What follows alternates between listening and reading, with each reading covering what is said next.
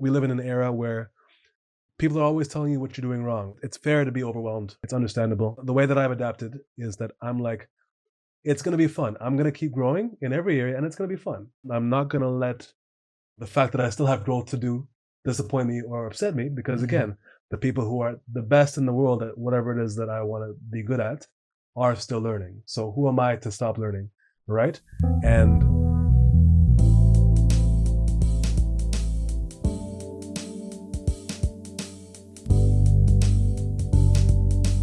how do you define self-awareness?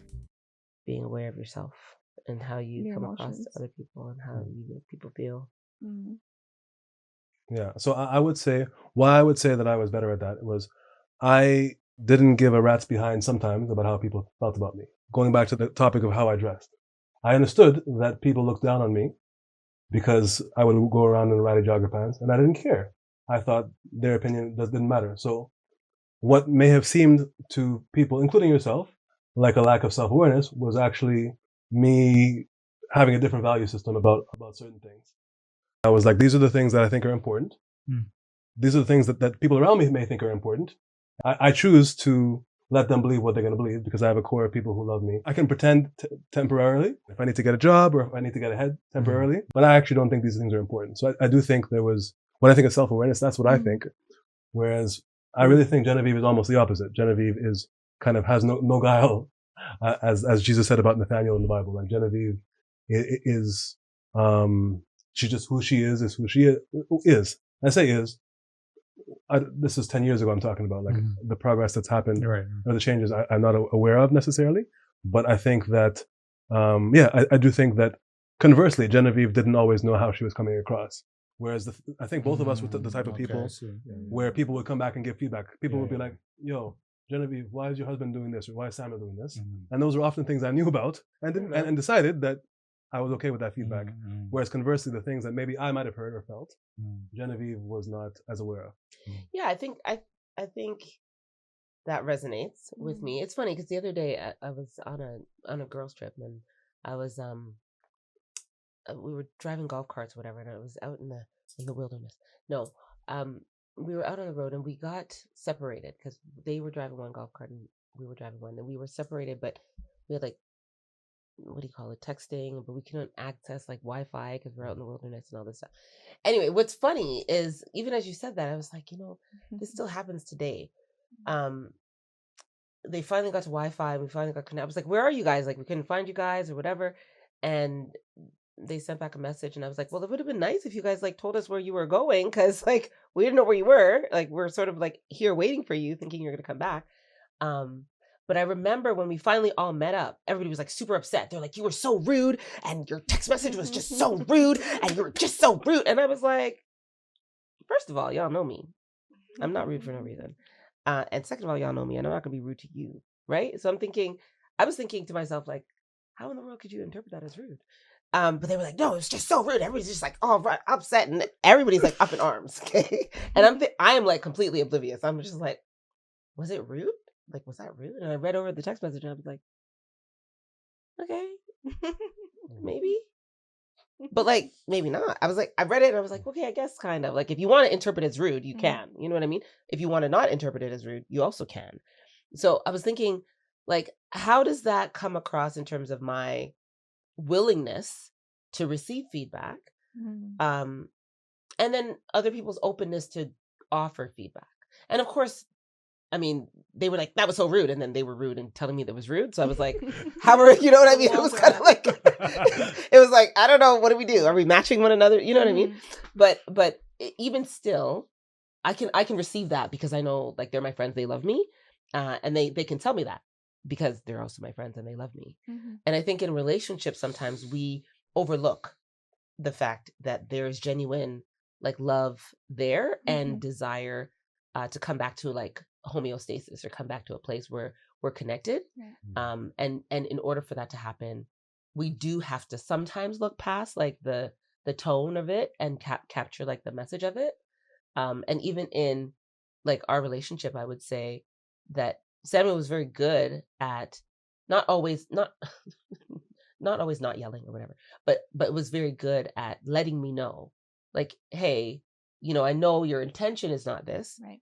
right? But you're coming across as Yeah. kind of harsh or abrasive or, Mhm. edgy. And I have an edgy voice sometimes. Like sometimes I'm like my dad is a whole strong African man, and he's like, you tell people who you are and you're, this and that. Mhm.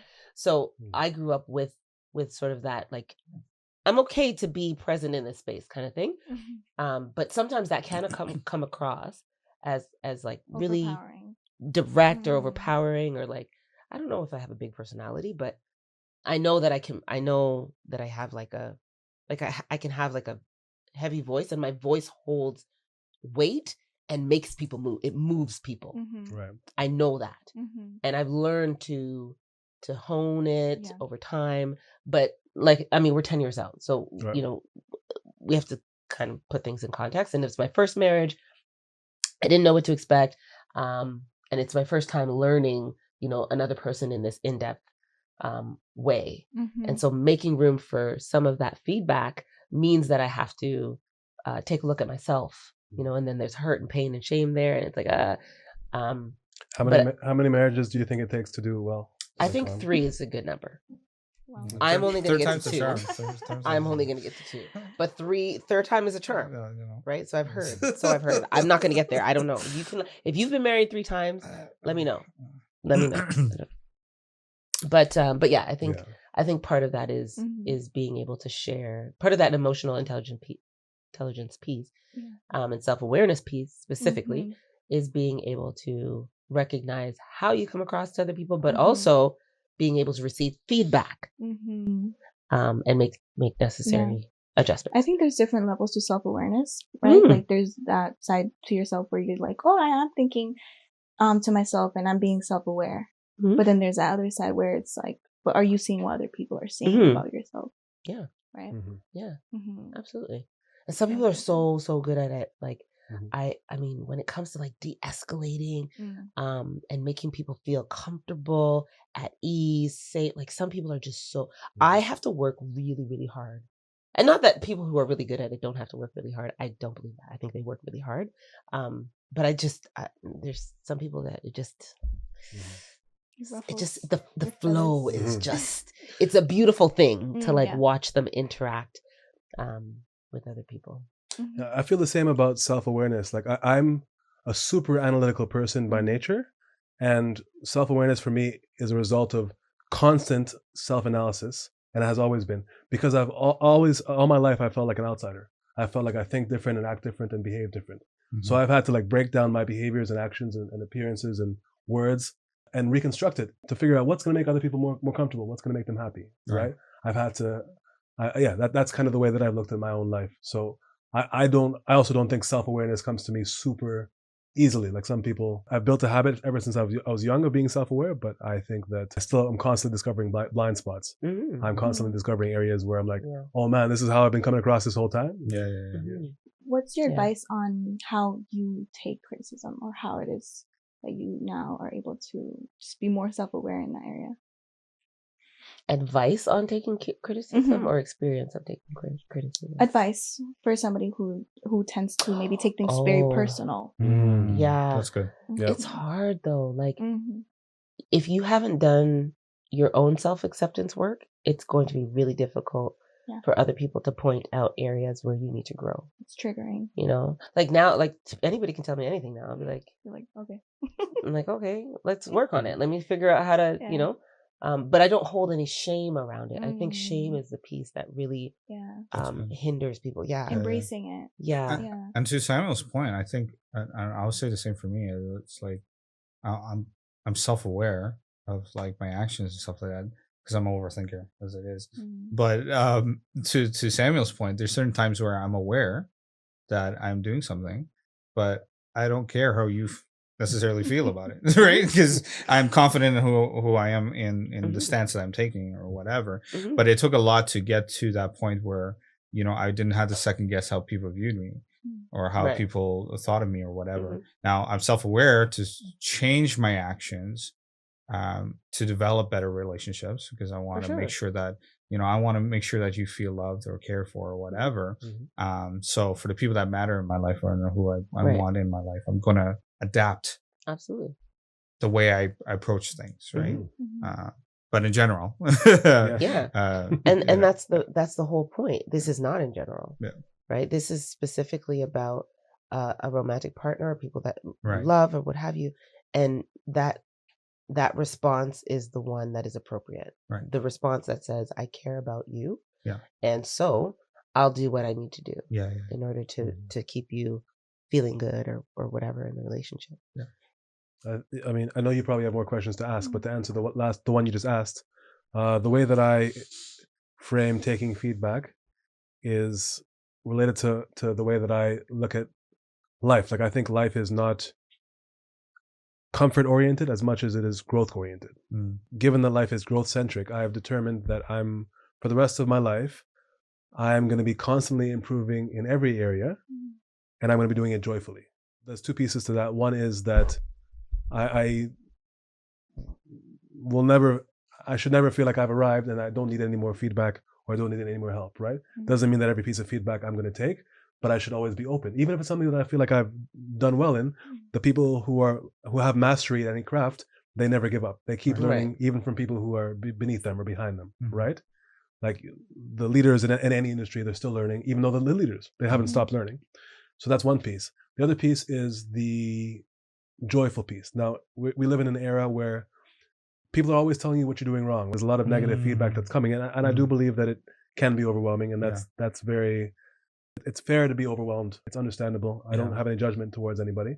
So the way that I've adapted is that I'm like, it's going to be fun. I'm going to keep growing in every area, and it's going to be fun. I'm not going to be overwhelmed. I'm not going to let the fact that I still have growth to do disappoint me or upset me, because again, the people who are the best in the world at whatever it is that I want to be good at are still learning. So who am I to stop learning?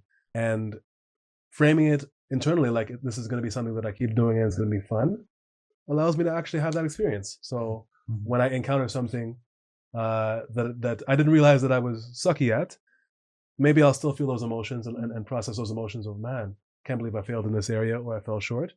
But hey, I'm going to get better at this and it's going to be fun. And even telling myself that changes the way that I interact and show up with that growth journey in that area. I think what's really important about that is that you're rewiring your beliefs, right? Like, it's just about how you decide to show up. Yeah. Instead of looking at it in a negative way, you're saying, you know what, I'm going to take this and I'm going to grow from it. 100%. So the second one would be self-regulation. I don't got to say too much about this. Genevieve was better at that. I think, and I thought before that I was good at it. I still think I'm good at it, but Genevieve, let me say it like this. All my friends who are married complain about their partner's emotional regulation. Sometimes their partner acts in ways that are either they lose their temper or they're petty, one of the two. Genevieve did almost neither. Genevieve pretty much did neither ever, right? So Genevieve's emotional regulation is elite, right? And mine is maybe good, but yeah, I think Genevieve wins that category hands down. That's how I see it. Yeah, I agree. I think I agree, but not. I mean, I do agree, but I think there's this quote that I love.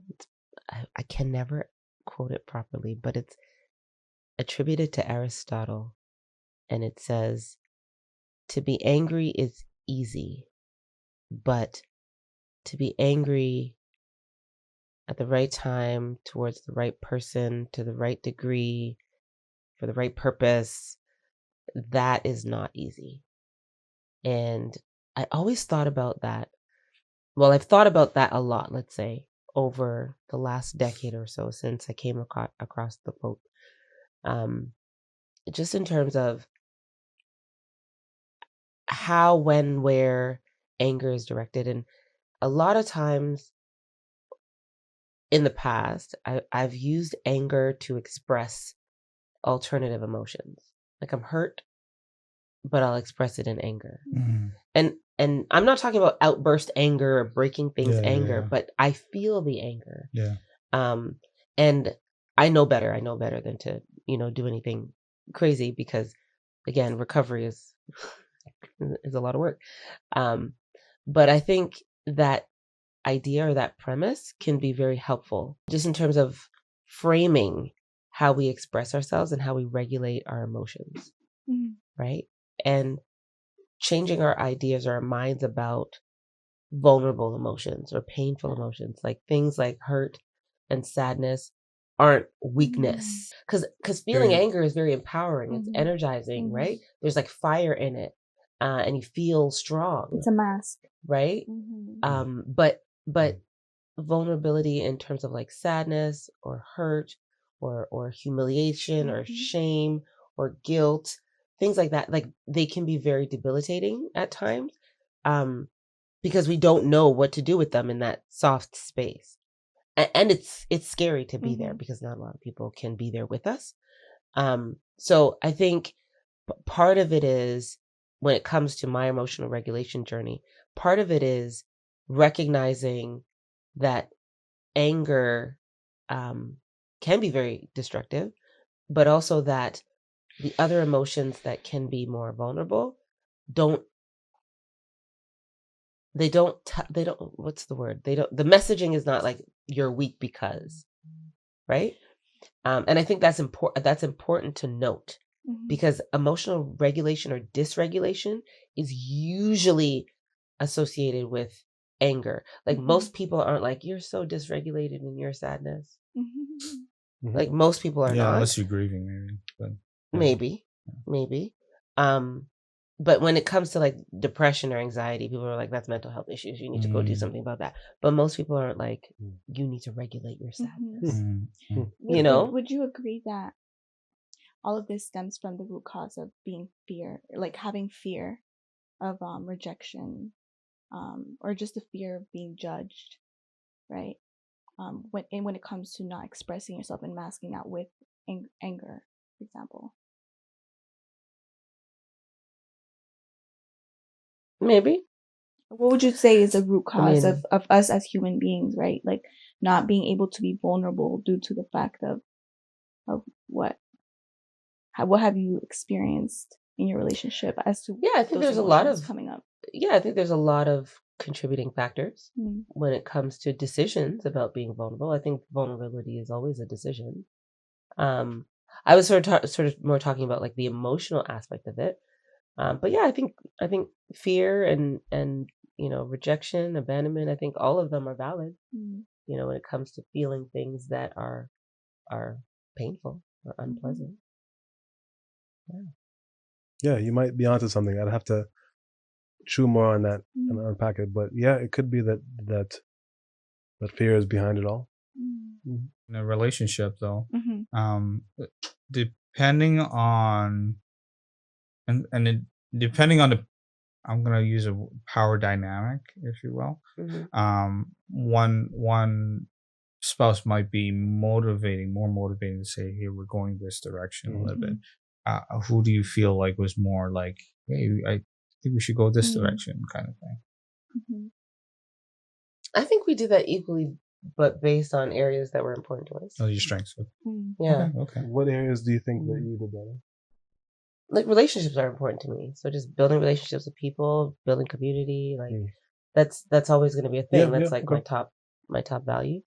When it comes to like how we work through like our spirituality, like it just, I mean, he would do things specifically, like, I would say, was it something like you were saying to him, "Hey, we should meet other couples," or like, of course, okay. Because that's my thing, right. So Samuel's like, oh, I need to get 10 jobs and work in this particular field or whatever, like that's his thing, that's his passion, like, so I think we kind of balance each other out in that way. I would be highly motivated to do all the things that I'm passionate about. He would be highly motivated to do all the things that he's passionate about. But I don't know. I call it a draw on that. Cool. For time purposes, I'll also call it a draw. And then, would you say that either of you showed empathy towards one another in regards to any situations? I would say that I win at empathy. Sorry, not I win. I would say that I probably led in that area a little bit more. I don't know. I don't know. Would you agree? Today, I wouldn't agree. maybe back then I could kind of agree. Kind of. I don't know. I think your arrogance and dysregulation would trump empathy. Yeah, I mean, that's a fair point. I don't know that if we were to look at a graph, I think I was more like this, and she was more like this. But yeah, I do think that my ability to experience and feel and act out of empathy, that you had it too. But yeah, I would put myself as a leader in that one. I'd say I kind of agree. Sam, what would you have appreciated in the past that she would have shown more in terms of empathy? Again, this is 10 years ago, but I'm sure there's been lots of growth, but I just didn't feel like super understood in terms of, when I was trying to communicate or what I wanted necessarily. Yes, but no. Maybe. I don't know. I think I do think it still goes both ways when it comes to being understood. Like you have to give to get. And I mean, I don't know. Maybe that's a little bit deeper than let's explore that more. Go, but yeah. Okay. Okay. And then what was the last one? Go ahead, sorry. The last one is going to be social skills. Yeah, that's mine. Who was better at interacting? It's tricky. Genevieve was authentically better at social skills. You said it's tricky. Yeah, it is tricky. Okay. Yeah. Genevieve, her natural ability trumps mine as far as social skills. But again, my analytical ability, I think, gave me a broader degree of social abilities than she had. This is controversial. For example, we need to take a survey. So for those of you who know us, street smarts versus book smart in regards to. So if for example, here's what I'm saying in a sentence. If both of us didn't like somebody, I would be better at communicating, connecting with them, and stewarding that communication than Genevieve would. Because Genevieve, there's no way Genevieve is going to be real. She's going to be blunt, and at the most she would be maybe muted version of blunt, right? But if she didn't like you, like it would be hard. She's not going to be smiling in your face the way I would, right? And I think that's part of social skills. That's true. However, there are very few people that I don't like, and I do look for gold in people. I do look for the best in people, and I do try very hard. But I will let you know, like you'll know, like we can't be besties. We're not going out for coffee, but I can still work with you. I can still hang with you, but not on my own time. Like it would have to be for a reason, for a purpose. Like I'm not going to just go out. You know what I mean? Which leans into boundaries and emotional intelligence. I think. Yes. Whereas Sam, you're saying you would do what in that case? I'm saying that I would analyze the situation and try to think, okay, what are the reasons that they're acting the way that they are? What are even if the reasons are nonsense and I don't agree with them, how can I still communicate with them in a way to get whatever I want out of the situation? How can I be altruistic or how can I be self-serving? Both of those thoughts would both happen. I feel like that goes hand in hand with empathy as well. Maybe. No. I don't know. Empathy is more like through their eyes, in their shoes, with their words, like being able to position yourself in. The first half was empathy. Like how can I see through their eyes and understand what they're experiencing, right? Which might be influencing the way that I'm feeling about them, right? And which might allow us to connect at a deeper level. Than otherwise we would, given our differences. I think that wraps it up for this episode. That went by really fast. Are we voting? We need to vote again. Yeah, vote. That's right. All right. So you got to close your eyes after our whole discussion here. Who do you think held the relationship emotionally? Okay. She went from two hands to one hand. So that's progress. That's progress. Okay, good. I think we need a part 2 of this. But even when the two of us were, because we prepped for these episodes by discussing and hearing each other's points. This was the hottest one. I think. This was. This was like, no, you didn't. Okay. Yeah, thank you both for coming Thank on. you And guys. Oh my goodness. you Thank guys you so much. so much. That's great. It's really It's great to just spend time with you guys and just talk with Yeah. you. yeah, Yes. yeah, Good and to thank dig you, listeners and viewers, for coming on board. We appreciate you rolling with us on this project. Please like, share, subscribe, tell your friends, comment down below about things you want to see, want to hear us talk about. We appreciate you, and we'll see you again soon.